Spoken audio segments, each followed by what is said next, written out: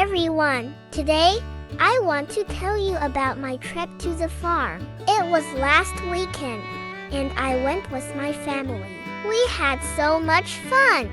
First, we took a car ride to the farm. It was a long ride, but I didn't mind because I was too excited to see the animals. I looked out the window and saw lots of trees, fields, and cows. When we arrived at the farm, I was amazed by all the animals. There were cows, pigs, horses, goats, chickens, and rabbits. I even got to pet some of them. My favorite animal was a cow. It was so big and gentle. I got to feed it some hay, and it licked my hand. I also liked the pigs. They were so cute and playful. They were rolling around in the mud and squealing. In addition to seeing the animals, we also went on a hayride, milked a cow, and collected eggs from the chicken coop.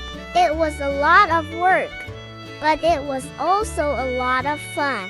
For lunch, we had a picnic on the farm. We ate sandwiches, chips, and fruit.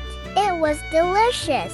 After lunch, it was time to go home. I was sad to leave the farm, but I knew I would be back soon. My trip to the farm was one of the best days of my life. I learned so much about animals, and I had a lot of fun. Thank you for listening.